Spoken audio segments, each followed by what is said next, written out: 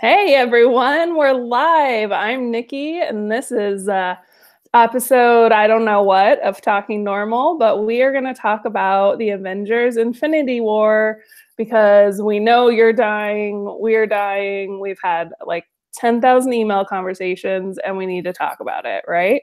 So buckle up. We've got a year to write it out until the next one. Like I said, I'm Nikki. I have a sparkling water. This is the best flavor, this cucumber mint. They sell it at Target. And I want everyone to go around and introduce themselves and say their favorite Avenger. So I'm going to break the rules, actually. He's not an Avenger, but I'm going to go ahead and say Loki is my favorite. But if I had to choose, Hulk maybe is my favorite Avenger. So anyway, I'm Nikki. Emily, why don't you introduce yourself?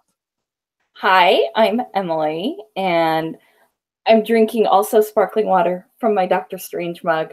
And my favorite Avenger, however, is Captain America. And that's about it. Jamie. Okay. Hi, I am Jamie. I am one-upping you guys. I am drinking a spiked sparkling water, grapefruit flavor. So super crazy. My favorite Avenger, at least in this one especially, is Thor, which I'm sure we will get to that at some point in our discussion. He was so good in this. He has so many good storylines. Anyway, Lorena. Hello, I'm Lorena, and I am the odd one out, having a Paloma with nothing sparkling about it. It's just grapefruit juice and tequila. My favorite Avenger is not an Avenger, but I think he is Loki. And then my second favorite is Shuri. So I don't know if we count her, but I'm counting her. So yeah. I think we all count her at this point. She was, for me, the breakout star of Black Panther. Yeah. I agree. Sorry, Chadwick. Totally. He was in a different one already. So that's true. He gets to actually be an Avenger.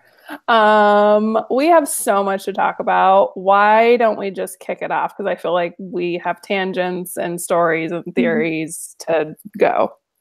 Jamie? Yes. Let's go. Okay. All right. So we're going to start off with this has been like the Infinity War was like the culmination of like the first 10 years so far. And there was a lot of characters and a whole lot of story in this one. And I think people were nervous about whether or not they were going to be able to sort of actually pull it off with so many characters and so many storylines. So do we think ultimately they did that? Were there any characters that you felt sort of got shortchanged because there were so many characters and, you know, so on and so forth? So yes. I think my answer is yes and no. Yes, I think they had a huge daunting task of wrapping a billion Avengers / side characters / sisters into the story, and they did a really great job.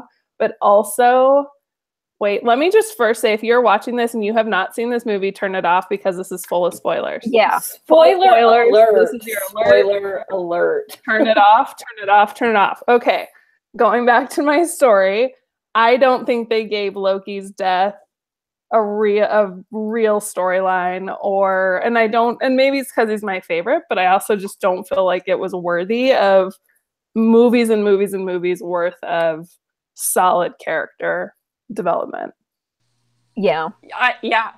As the T-Hitty committee. Yes. We concur. We concur. I felt like he had such a storyline in Avengers that why didn't they bring that back? I mean, he was already involved with Thanos and we never really got that full story. So I thought that was pretty disappointing that Thanos didn't kind of back reference enough how it held him, and that, you know, there was nowhere to hide truly from him. So here he is, and he's coming for, you know, his final vengeance against his failed person. I don't know. And yeah, like we know Thanos for 10 seconds and Loki for our entire lives, it feels like. And now he's just gone before the title sequence. Like, what?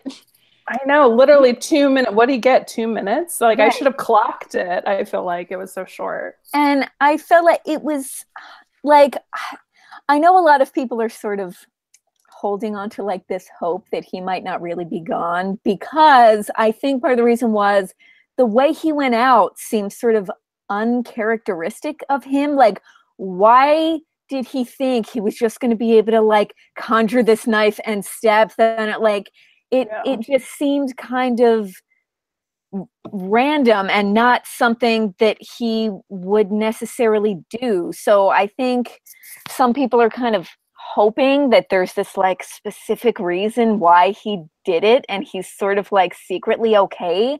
I think that might have just kind of been the way they wrote it. And I know. Like, and by some people, I think you mean me, because I'm holding out hope that literally everyone who is killed will be brought back. Yes. I mean, don't think I'm not like crossing my fingers for it in the next one, but you know, if we're trying to be realistic at the end of the day. And they also had that line where Thanos was like, yeah, no resurrection this time. But okay, why say that? Right. If he's not going to. I don't know. Right. It just seemed weird. Yeah, it just didn't seem true to his character at all. Like, there was no mischievous, like, trick. There was, like, it just wasn't well thought out. I thought they could have done much better, and that's why I hope that he's alive. Right. And if they do want to kill him in the next one, that it's worth it, that it's worthy of his character. And I think there were more parts where he said, you know, the sun will never set on Asgard. There were other things that Loki said that he was saying something, he was signaling Thor, doing something that was like, hey, there's something else that was there that made me think something else is happening. And Lorena knows this more, but somebody's like, he was not in his Jotun form, so that means he did not die. Yeah, I've heard that. I don't know. I mean, I think that's my fan fiction. Right. I heard this from other people, not you. So okay. Explain what that means if you know enough to talk about it. So since Loki is really a Jotun, the theory that like his Asgardian form is just like an illusion. And so that when he died, that should have lifted and he should have been lying there sort of blue with the red eyes and like the markings on his face. And because we didn't see that, people are sort of thinking maybe he's not actually gone. But that's another one of those things that I think they maybe just like didn't do it. Yeah, I don't know. Yeah. I was tweeting about how this is not really about the Avengers Infinity War. It was called Loki Infinity War. Right. No, it is. We'll talk about other stuff, I promise. But just, I mean, yeah. But this is the first thing we see. I mean, right out of the gate, you know, we have to watch Loki be crushed to death in front of our eyes in high definition. Right. So Heimdall is stabbed first, and you're like, wait, what? Yes. That felt real. Yes. Right. And then, you know, you see the stone going to Thor's head, and you're like, okay, this is not happening. This is not happening. This is not going to be the first, you know, Heimdall, it's a major death, but then you're like, it's not going to be Thor. Mm-hmm. And it's not. And then it's Loki, and you're like, what? I was kind of prepared for it. I have to, like, I've been getting more sad about it as more time has passed. Like, in the moment, I did not have a good feeling about him going into this movie. I was pretty sure he was going to die. So I was like, I'm watching it and I'm like hoping it's not actually going to happen. And it does. And I'm like, okay, what, you know, there's still like the rest of the movie where stuff is happening literally every second. But now I'm just like, how are we supposed to go back and watch Thor Ragnarok now? We're like, oh, look, Thor and Loki doing Get Help. Such fun they're having on the last day of Loki's life. Like, it's so terrible now. Right. They definitely made you like made it a point to connect the two. Like it's been 1 week since blah blah blah happened. Right. I can't remember that, but Yeah. this brings up a good question. Going into it, who did you think was gonna die? I thought Loki would die, but die better. I also thought Tony Stark would die just based on his speech at the premiere. Yep. I think those were my two tops. I didn't know who else. I thought they were going to die. I thought maybe Cap was going to die also. Just because he's had 3 movies. There was like the big moment of him like, you know, like wrestling against Thanos with like his bare hands. And it's like, this is like the heroic moment where he's going to like, you know, go out and yeah, those were the main ones. I also thought Thor could die because there's there's female versions of all of them, but I think like it could be cool to see like a female Thor, a female Iron Man, like carry on the story. I definitely thought... and female Thor is Jane Foster, so sorry. Hey. Yeah. I definitely thought... Oh, I lost my train of thought. Who was going to die? Yes, no, I know, but I can't remember who I was just thinking about. It was Loki, probably. It was. I was just thinking about him. I'll come back to it. I forgot. So, Loki barely got any screen time. And his I mean, we can talk about his death more when we talk about, like, everyone who died, which is, like, half the cast. But I think... Emily, you wrote something about one of the trailers and were like, is Hawkeye in this movie at all? And it turns out, no, he's not. I kept waiting for him. Like, I was like, things are happening. And I'm like, oh man, Hawkeye's going to show up because he's an original Avenger. Like, surely he's going to make an appearance at some point. And he just didn't. Yeah, I like made a list of all the people. I was like, who didn't show up? Who wasn't there? When I went to go see it again, I actually made a list of all the people who died. So that's really funny that you made a list of all the people who were left. So I was like, okay, here's who died and in the order. Jeez. How long was it? Did you just like keep turning pages in like a journal? It's a lot. I did the same thing. It's a lot of people. But then let's ask that. Are they dead or are the disintegrated ash people not dead? I mean, what do we think? Jamie and I talked about this like the day after we both saw it. We saw it early. Yeah. So we could only talk to each other. Yeah. And I was like, the only thing I could think about when I was sitting there is that they made a very clear point of showing Doctor Strange talking about seeing the future. Right. So I can only surmise that he can either turn back time or that the future plays out in a different way that he saw and everyone is actually alive. I don't know how that's going to happen. Probably has to do with the very last scene that we saw. Yeah. But I don't think it's for real because I think there's some sort of I think some of them are probably dead for real because otherwise, if no one's dead, then you can just kill anyone in any one of these movies and it doesn't really mean anything. Okay, but I think that's what Marvel does. I mean, how many times has Loki died? Right. Once. Now twice. Yeah.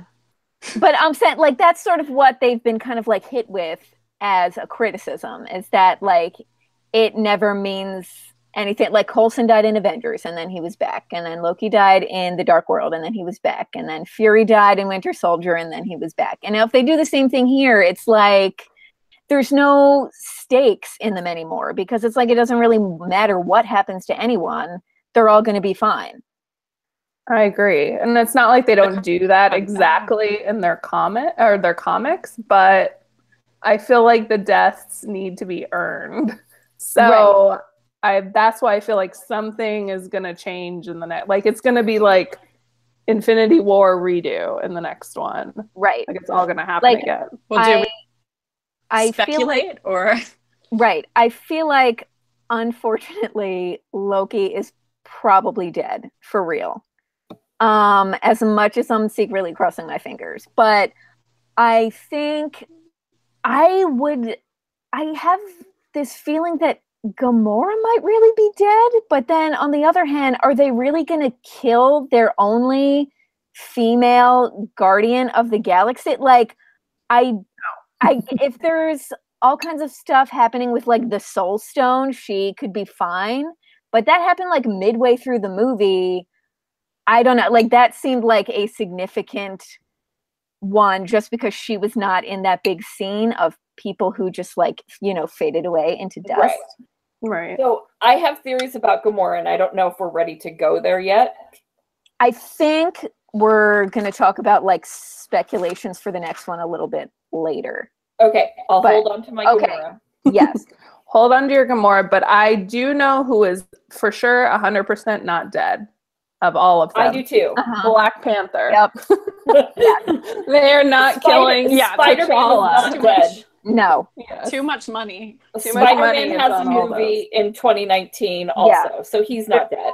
Yeah, there's no way they're gonna stop the Black Panther franchise right in its tracks when it made $1 bazillion and became such like a cultural phenomenon. They're just not going to do it. I mean, they can go for like all the dramatic moments they want, but they're not going to shoot themselves in the foot. Like, that's stupid. They're just... Yeah. And I think that's the part that's the reason I had and like couldn't really emotionally connect with all these people disappearing, because I was like, well, he's definitely not dead. And we know he's not dead. Right. And all the Guardians except for Rocket and Nebula, if we count her, are gone at this point. They're also not gonna kill that franchise. Like, that's one that's a little bit like younger. They're just not gonna do it.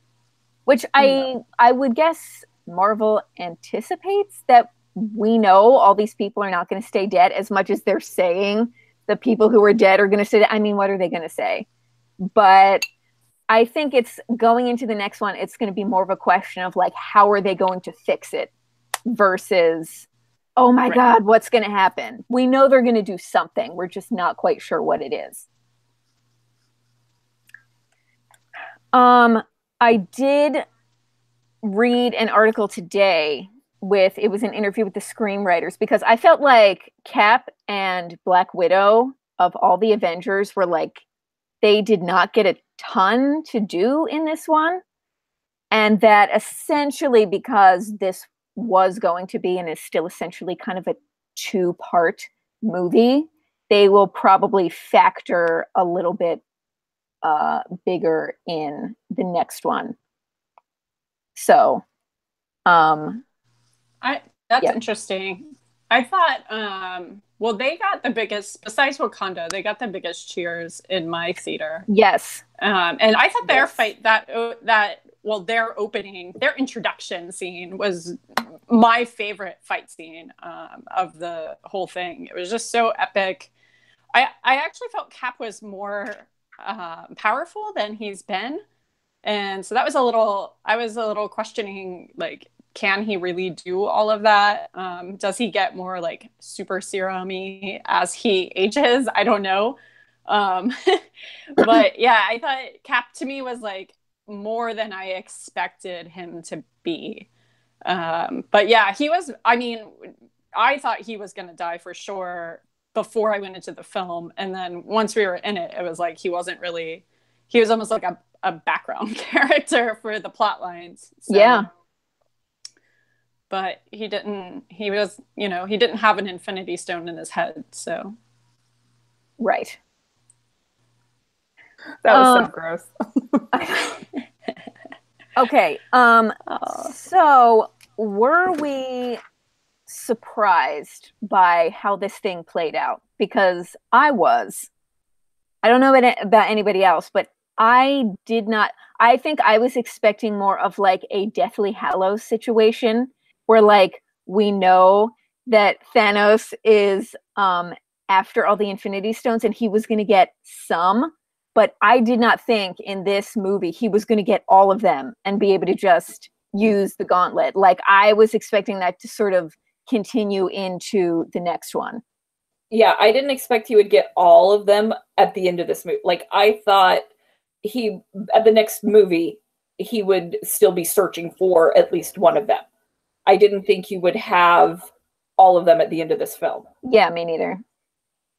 Because it's like he was like racking them up, and I was like, okay, he's getting some of these way more easily than I thought he was going to. And then when Doctor Strange gave up the time stone, like I thought for sure that even if that was the last one, that they were going to hold on to that one, because there's like all the, speculation that the next one is going to involve time travel. I thought, if anything, they were going to hold on to that one and use that one to sort of like stop him in the next one. Yeah, I agree. I think they're setting it up for some time travel situations, at least from what we saw from the last, the end credits clip, because Captain Marvel is in the 90s. And then I also read a couple things that bring into question the timelines that some of these people are on, and that maybe all of this has happened farther back in time than we know. Viewers. Okay. Because Ant-Man and Wasp, are they happening? Like, what timeline are they living in? Right. And then, Captain Marvel. So I just read that and I was like, oh, maybe that's it. One thing about timelines is Spider-Man, because it was done by Sony, they messed something up. I did see that when they were looking at that, because it said 8 years later when it should have said 6 years later. They did mess up the timelines when they were talking about that, because when Michael Keaton's character was saying 8 years later, something like that. So when there was something about Tony Stark says it's been 6 years since New York, but yet Spider-Man said 8 years later when they're trying to figure out the timeline. So Sony messed up the timeline, and we need to listen to what Tony Stark said as opposed to what Spider-Man's timeline is. Okay. So, in the Spider-Man movie, he said this? Okay. The Spider-Man movie, it opened up when it said between the first, when they're cleaning up the alien stuff, and then it fast forwards to 8 years later. It should have said 6 years later. Okay. But Sony didn't listen to Kevin Feige when he said that. So that was in one interview that, you need it to say 6 years, and they didn't. So, yeah. So. Yeah, I think our timelines are all screwed up. I want to go back to Thanos, though. Can we talk about him as a villain? Sure, yeah, we can jump to him.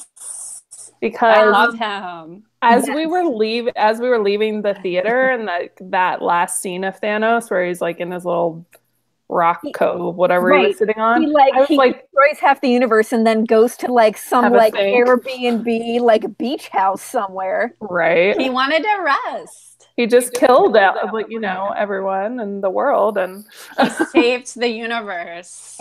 Yeah, I love him as a villain because I feel like the issue with Marvel villains is they're not worth anything. Right. Like they're just throwaway characters like Kate Blanchett and whatever it was called, the last the last Thor movie. Like it was his freaking sister, and it was just like, whatever, we'll just kill her, who cares? So I feel like and especially the development of his relationship with Gamora, there was actual emotion and feeling there. Yeah. I mean, they have been building up to him for a long time, so he had a lot to live up to, and I think he was definitely worthy of all of them having to team up to try and defeat him. I mean, he was like smart enough and powerful enough where it really took kind of all of them and everything they had to sort of try and stop him.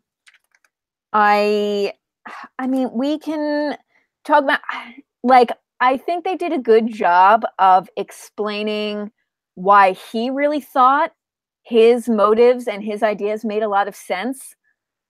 I mean, he's the villain. We're not supposed to like agree with him, but I feel like ultimately his idea was so overly simplistic to the point that it was kind of ridiculous. Like, I think he's crazy. He is. Like, this idea that his thing where the universe doesn't have enough resources and people are suffering and we need to do something about that. Fine. That's valid. I get it.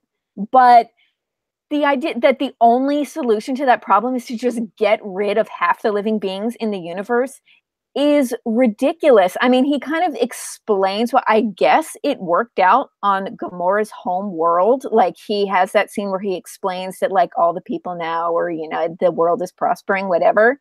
But even if you just look at Earth, there are so many, like, complicated, like, socio-political issues that go into why certain people have access to resources and some people don't. And none of that goes away by just getting rid of half the people. Like, if you have this infinity gauntlet that can do all of these powerful things, why are you not trying to solve this problem another way? Let's use it for good as opposed to genocide. Right. Like, did that never occur to him at any point? But then he's not the villain, guys. I know. Well, I get it. I think, yeah, I mean, I feel like he is, I don't know. I feel like in the comics, he's like coming from this really, I don't know, abused standpoint where no one believes him on his home planet. And he's basically like exiled and shunned there. And so he's the Mad Titan, like that's what he's called. And so he is insane, as Emily has exclaimed. But I think I think he's more, it's almost like they should have called it, you know, Avengers, Thanos's modest proposal, because he, you know, that's what he's saying, except it's not satirical, you know? So, but that was all I could think when he's explaining it. I'm like, this is a pamphlet in history. Like, why does he think this is going to work out? I don't know. Right. But so far. But I think he and Gamora is a super interesting sort of like thing they added to his character. So what do we think about that? Because I have a lot of thoughts about what he ended up doing to her, and I loved it. Yeah. It was great. I loved it too. I think it was kind of like, in his mind, the ultimate sacrifice for this plan, which is almost like a messianic thing happening there, because he was giving his child away for the world. I thought it really hit well, and you like got to see that Gamora backstory, Nebula, that whole thing. I thought it was great. I agree? No. Right. Because is that actually love? This is my thing. Is because me too. No. I mean, if you're talking messianic, I mean, Abraham and Isaac, that's what I think everybody can go to. That was actually, there was love that was there. How would the universe reward this sick, twisted view of love and let him have the Soul Stone? Which is why I don't think Gamora is actually dead, because I don't think it was actually love. That's my so yeah, I had sort of similar thought. I mean, he certainly feels that he loves her, but Red Skull, who I would never have guessed in a million years was going to appear, he sort of explained that the Soul Stone was a little bit different and had a sort of wisdom to it. So like, how do you do this to someone that you love? Because that's just not something you do to someone you love. And yet, Thanos feels that he loves her, and the Soul Stone apparently deemed it a worthy enough sacrifice for him to get the stone. So, well, I think it's sort of that idea, that theme that was running through the whole film. We don't trade lives, a life for a life. And I think for him, he was trading the entire universe, is salvation, for one sacrifice. And in his mind, there wasn't, you know, it was sad, he cried, but it wasn't something he couldn't do to fulfill his plan, to act on his will, or have the will to act, I guess, is what he kept saying. But I think that theme will come up again. There's no reason they put it in there like a billion times, and that he had to actually sacrifice someone in order to possess the stone. I feel like it's not coincidental Red Skull is there, even though my theater did not cheer. My theater was like, what? What is that? Yeah, my theater kind of like gasped. Like, it was like, and it wasn't the same. It wasn't Hugo Weaving. So I'm like, that can't be Red Skull. It's not the right voice. Like, who is that? I was so confused. I thought it was going to be Death because that's from the comics, and it was not, which, whatever. But I don't know. I feel like that Trade Lives is going to come back. And there was the whole, like, after he snaps his fingers and he goes into, like, we don't really know where he is, and like the child Gamora is there. Like, is that, like, what is that? Is this some sort of like alternate I think they're inside of existence? Like, I think they're inside the Soul Stone at that point. I think so too. And the Soul Stone is sentient. So I think he's just going to continually have to go back into it and be punished, be judged by Gamora, or his imagination of Gamora, you know, the version of Gamora he loved, maybe over and over again until he goes insane. And maybe he'll not be worthy of the Soul Stone at that point. I don't know. That's kind of, you know, I know we're jumping into speculation with that, but it's kind of like, that seemed like what Red Skull was warning about. Like, this will ultimately drive you insane and you won't be able to continue existing if you possess this stone. So I don't know. He was guarding the Soul Stone, right? I was just making sure no Avenger had it. Yeah, the Soul Stone going into this movie, that is the only one that we had not seen or heard from. All the other ones we sort of knew who had them and where they were, and this was the only one that was like a mystery up until this point. So there was a theory that one of the reasons we need Ant-Man is because he can go into the quantum realm and shrink small enough and go into the Soul Stone and retrieve Gamora from the Soul Stone. Well, that makes sense. Yeah. Yeah, because we know she's coming back somehow, because they're not... I mean, she has 85 movies coming out. avatars to do also, so Zoe Saldana does. So that's true, yeah, because we need those. Right. But, I want to bring something up that Ashley in the YouTube chat said. She said, there were pictures leaked a few months ago of characters in Avengers Battle of NYC costumes. So there's going to be some sort of time travel. Yes, there's pictures of some characters in their Avengers Battle of New York City costumes, and there are other characters in other costumes, like the things they were wearing sort of later. So, because I think initially there were just the Avengers New York City battle pictures, and it might be like, oh, this is a flashback. But then when we saw the other people, and I think Ant-Man might be there, like someone is there who was not there. And so it's like, oh no, this is a time travel storyline because none of these people were, you know, this is a different thing. So, and I also saw an article somewhere about, there was a casting call that went out for, I think, a teenage version of Cassie Lang, who is Ant-Man's daughter, who is like 7, I think, in the movies now. So that there was going to be all kinds of like time. That's that timeline thing we're talking about, that maybe they're existing in a different timeline than what we know is happening. Right. That makes sense. And because their movies Captain next Marvel's and Captain Marvel. Well, I read Ant-Man and Wasp is set right like between the Civil War and Infinity War, but that Captain Marvel set in like 1990 94 or something. It's early 90s. It's 90 something, yeah.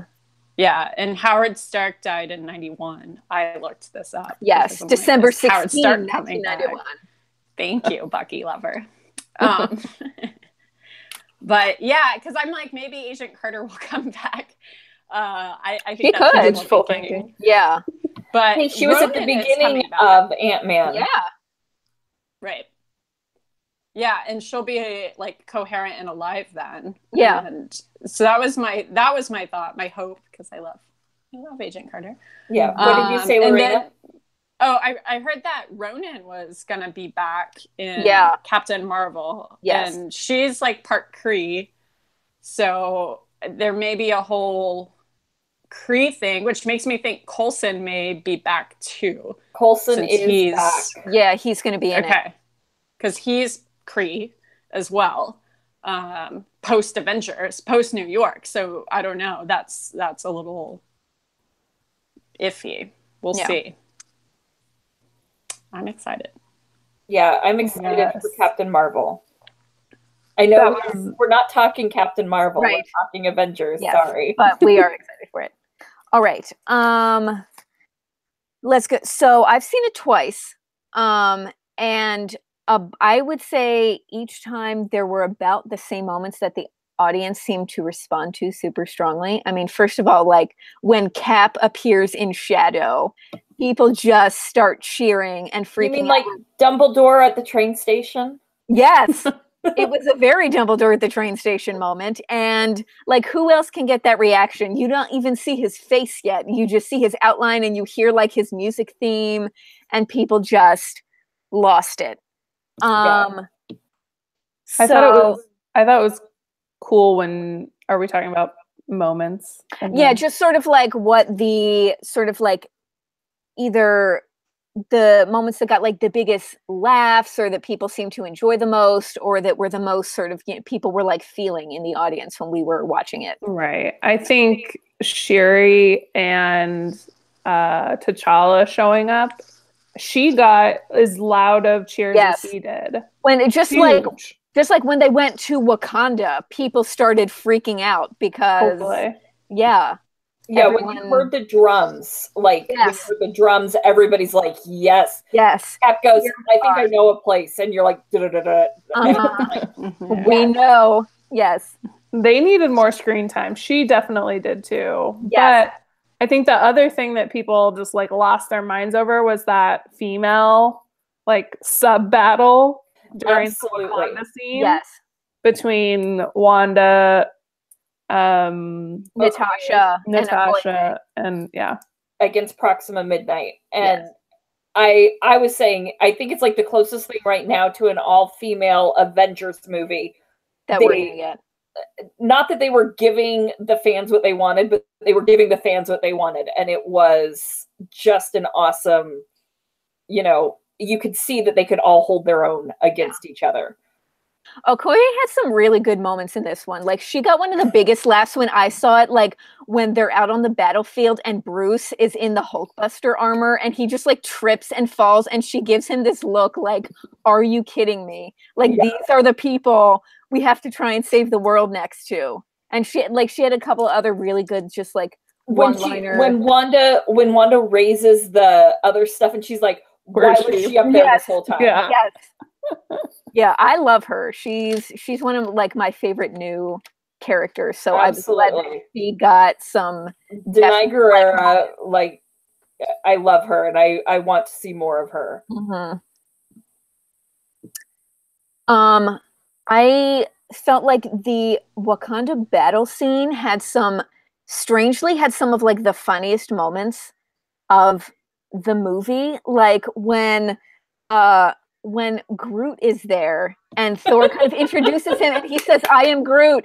And Cap says, I am Steve Rogers. People lost it. Like they lost their minds. And they had the moment with Bucky and Rocket where they have this weird sort of like sound of music, like twirling in the field moment. And then Rocket mentions like getting his hands on Bucky's arm, which I think a lot of people were waiting for.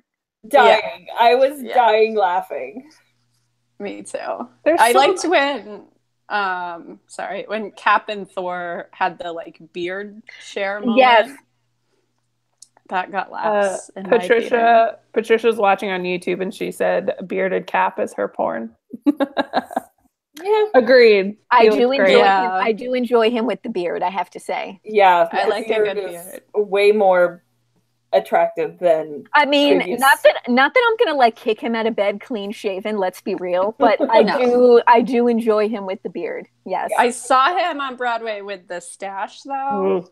That's not a good No, look. I do not enjoy just the Full- mustache. He yeah, needs the full beard. Yes. Terrible.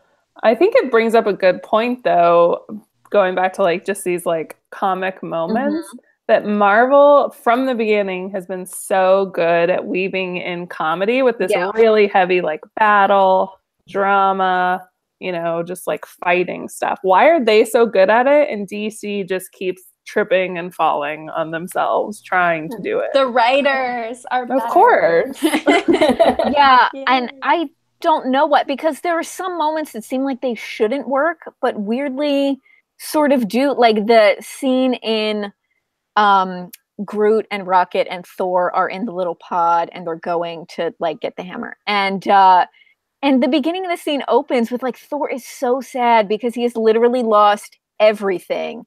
And he can understand Groot, and they throw in this little joke about how like tree language was an elective on Asgard. And like everyone laughs. And then there's like this heartbreaking scene after where Thor talks about how he has literally nothing left to lose because he like in the span of a couple of days, right, he finds out that his father like lied to him forever because he has this secret evil sister. His dad dies. His home world gets destroyed. Half of his people get slaughtered by Thanos. His brother dies, and he gets blasted out into space. Like Thor's the MVP in this one because he is at his lowest point, and he just like rallies and goes to save the universe because that's what heroes do. That's what heroes do. He was. And I think it's really a testament to these actors too, because like look at Chris Hemsworth, who Thor is kind of like this needy character, this, you know, there's usually a lot of drama. But I mean, even going back to Ragnarok, which was like a total almost 180 of how they presented these characters, they can do both and it totally works. I love the funny stuff. Yeah. I think Quill and Chris Pratt, like everyone loves Chris Pratt. He got some of the biggest, like, you know, laughs just generally because that's his character. I mean, that was pretty much standard for him. He gets, you know, he had all these like digs at Thanos and called him like, what did he call him? Grimace at one point. Like he just, he's super jealous of Thor in the beginning when they first meet him, and it's like a pirate and an angel had a baby. Yes. Which I get it, guys. Get a Bowflex. Which is probably the most accurate description we've had of Thor, honestly. And the eye things, I think Ashley brought it up on YouTube. Like, it's such a good callback to like a different movie with a different character, and they're bringing them together. So funny. We only have a few minutes left, and we haven't gotten to some like super big. I know. Does this have to be under an hour? We are running out of time. All right. It doesn't have to, but we can try to keep it there. Right. So, is there anything we either did not like or kind of bothered you? Because I have a couple. Before we get to like the big speculation conversation, I have a couple of things where I was like, I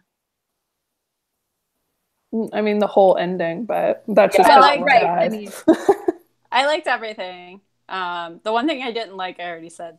So I didn't like Loki dying. Yeah, that was my big complaint. It just wasn't a worthy death. He can die, but it needs to be worthy of the character and the actor. Right. I had a couple, and it's nothing wrong with the movie. It's just my personal thing. I do not care about Wanda and Vision as a couple. And they hung some really like important emotional moments on them.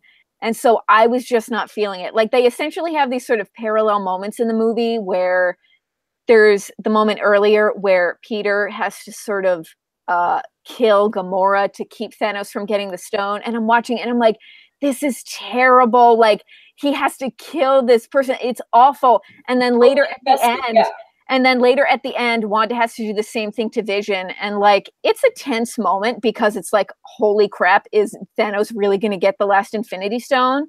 But other than that, I just like, I don't really get how they like became a thing and what, like, I feel like it was like the Natasha and Bruce from Age of Ultron. Like, I don't really. It wasn't earned. They didn't earn that storyline. No. There was nothing that made us care about them other than, oh, I like their character, you know, whatever. Right. Like, if they had it's in the comics, I think. Right. But where it came from, but they're two separate things at the end of the day. Right, like, you have to be able to stand as just a movie, and it just didn't. It wasn't emotional enough. If they had put two characters that moviegoers had known together, that would have been a much higher moment. Right, like if that moment instead at the end was like Tony and Pepper, people would have been freaking out because you've known them for like the past 10 years and people love them together and you're invested. But with this one, I just like, I don't know. It's just because he had the stone in his head. That's it. They had to use them. Yeah. She was having sex with a robot. I know. Right. Like they try to give him like this human form with Paul Bettany. And I'm like, we know he's still a robot. Like this is not working. But my one thing that drove me nuts is when they are on Titan and they are this close to getting the Infinity Gauntlet away from Thanos and Quill flips out and ruins everything. Like, I get it. He's devastated, but here's the thing. Like, I don't know if it's just a personal pet peeve of mine, just like in life, when people cannot like keep their emotions in check when there is stuff that needs to be done and taken care of. But it drove me nuts. Like, this is not the time, man. Especially because earlier in the movie, he stopped Drax from running out and killing Thanos because Thanos killed his family. He's like, no, we have, keep it together. We have stuff to do. And then it turns around and he ruins everything. So I just, if I would have sent the women there, it would have been fine. They would have got the damn gauntlet off his hand, and the whole thing would have been over. Would have been done. Well, that's funny because that's what happens with Nebula in the comics, and I really thought that would happen in this because she was there. But no, that didn't bother me because Doctor Strange had already seen the future and he knew one way would work out and they were already on that path. So I knew everything that happened was supposed to happen. Right. I was mentally yelling at Nebula to grab him. Right. But at the same time, I was like, go to your Zen place. Like, it's all going to work out. Right. And then like everyone died. So I was, like work out in part two. I get that that's what had to happen because this is the timeline that this happens on. But I'm just like I tried to compare it to other moments. Like in Iron Man 3, Tony watches Pepper fall to her death. And then he carries on and goes and tries to, destroy the Mandarin because that's what you do. Because now Gamora died for nothing. Congratulations. Because she was willing to die so that he didn't get the Soul Stone.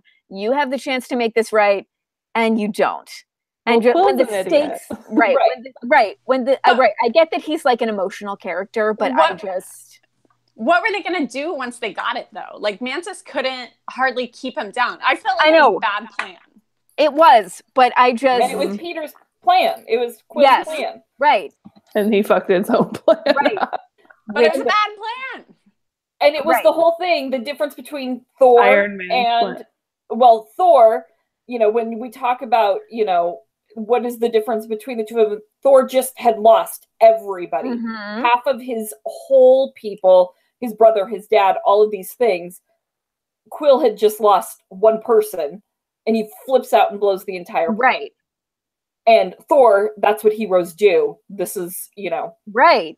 You pull it together and do get shit done. Because that's what needs to be done. Yeah.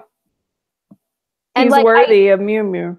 I tried to compare it because I'm like trying to be fair. And I tried to compare it to Civil War when Tony freaks out when he finds out that Bucky killed his parents and Steve kept it from him. Because when I'm watching that movie, I kind of feel like Tony has a right to be pissed and freak out. But in that moment, there's not really a universe-ending event on the line. Like, there are no immediate stakes that need to be taken care of before you kind of lose it. And yeah, so I don't know.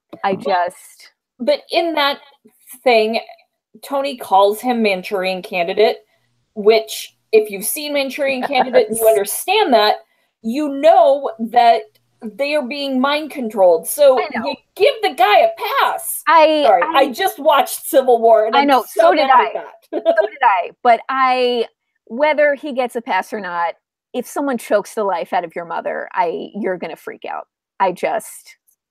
Or kill your own lover. Right. Or wannabe lover.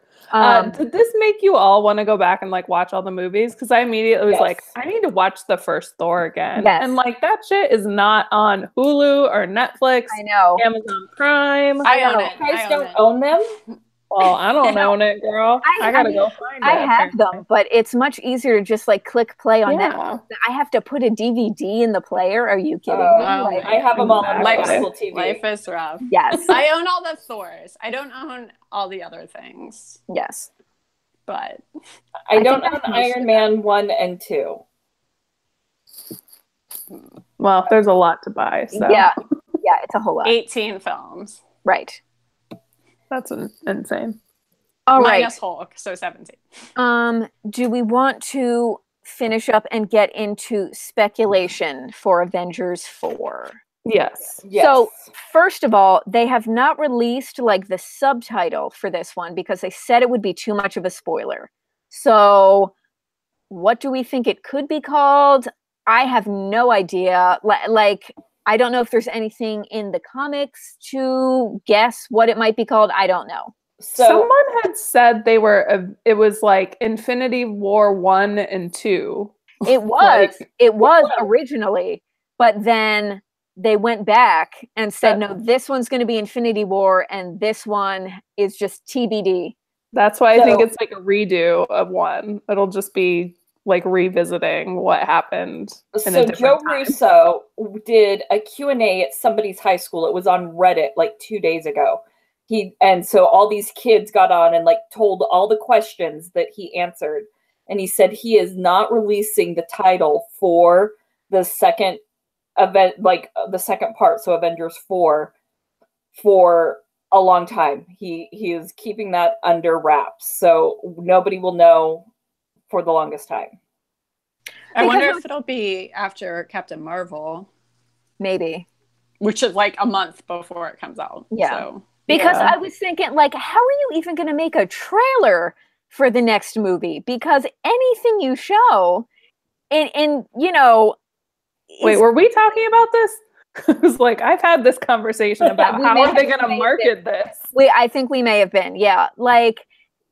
Essentially, are you only going to show the people we know for sure are alive in the trailers leading up to it? Or, are you going to tell people up front going into this movie that essentially there's going to be a lot of like flashbacks and time jumps and, you know, timeline stuff? Or it's going to be black and white with a voiceover and like one or two small little scene moments. I swear. I was telling a friend of mine, I was like, look, at this point, they can literally just release a title card and be like, we know you're coming. We don't have to show you anything. We'll see you there.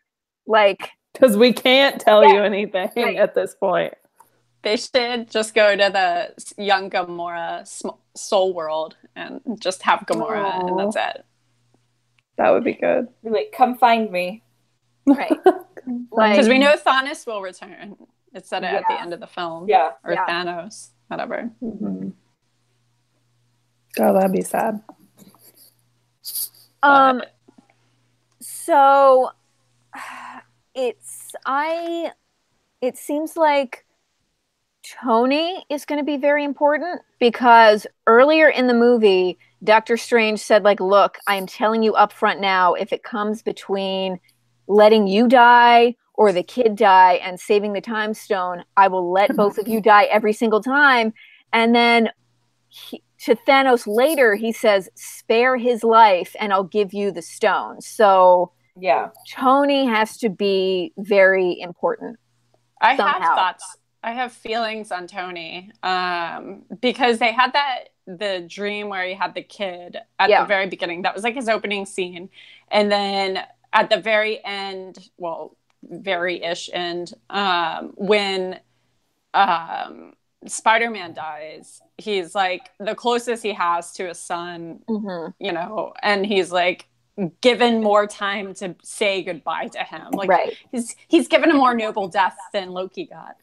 Which, by the way, just side note, in that, I think, Emily, you sent that article out today. Tom Holland improvised that scene where he died, and huge props to him because that was heartbreaking. Yeah. That was the best moment. Learning that made me feel like maybe my theory is wrong. But I felt like definitely Tony was almost like maybe the time stone got altered a bit, either by Doctor Strange or on its own, because the stones are kind of sentient, to give certain people more time. And I felt like maybe Spider-Man was one of them, so that he could impart that emotional shift for Tony that he would need going into the next stage of what he's going to do.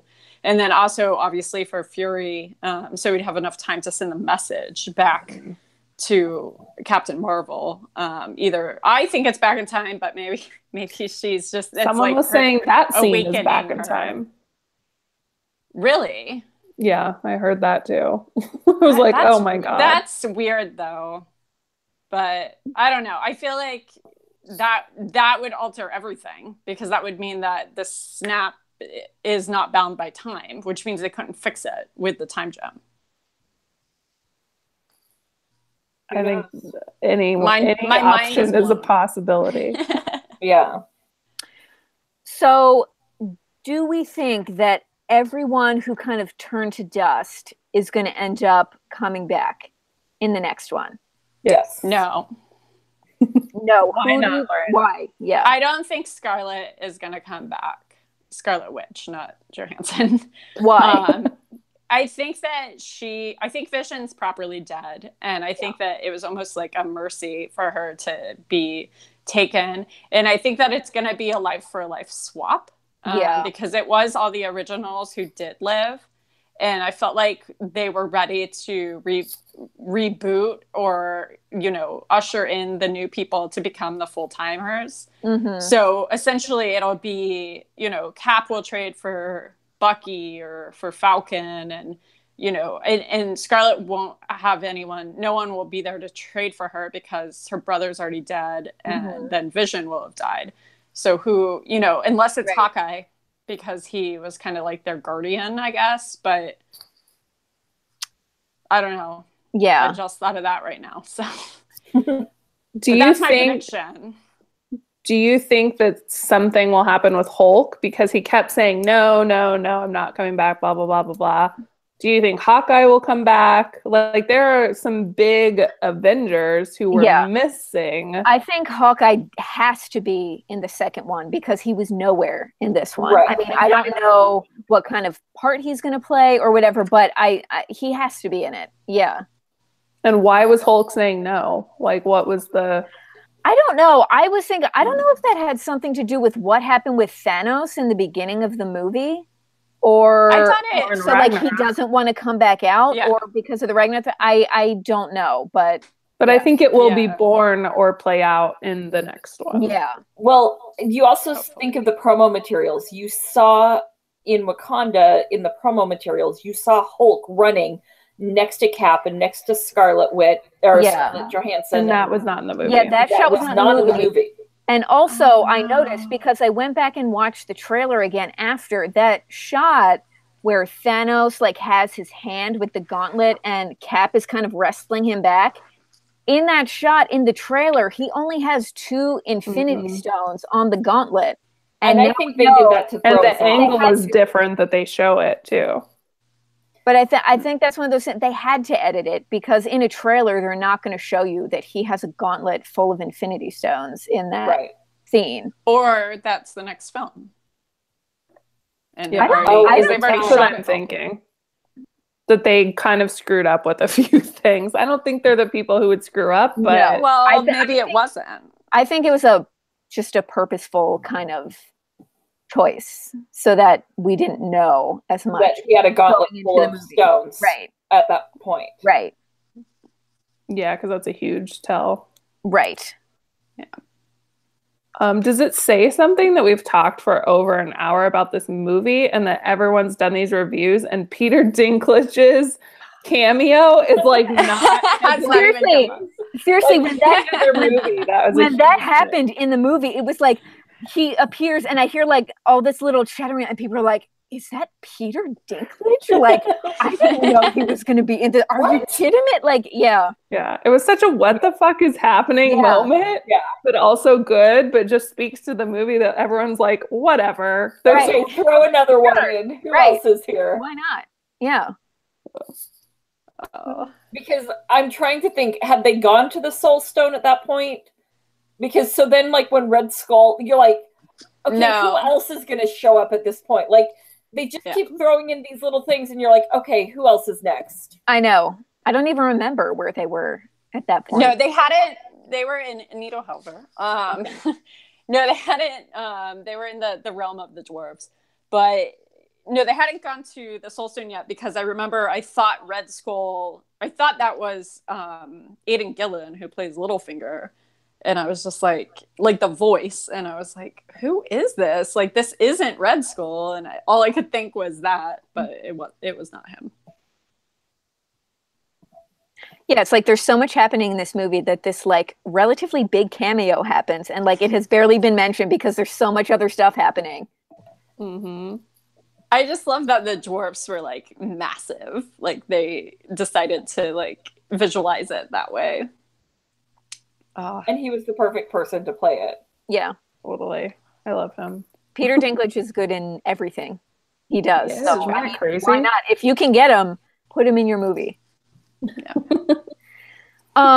So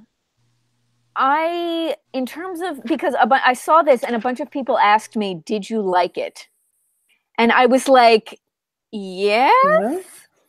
Like I think ultimately how people feel about this movie is going to be determined by what happens in the next one. Because I mean, like if you end up with this in a movie, like you cannot take both Loki and Bucky away from me in one movie.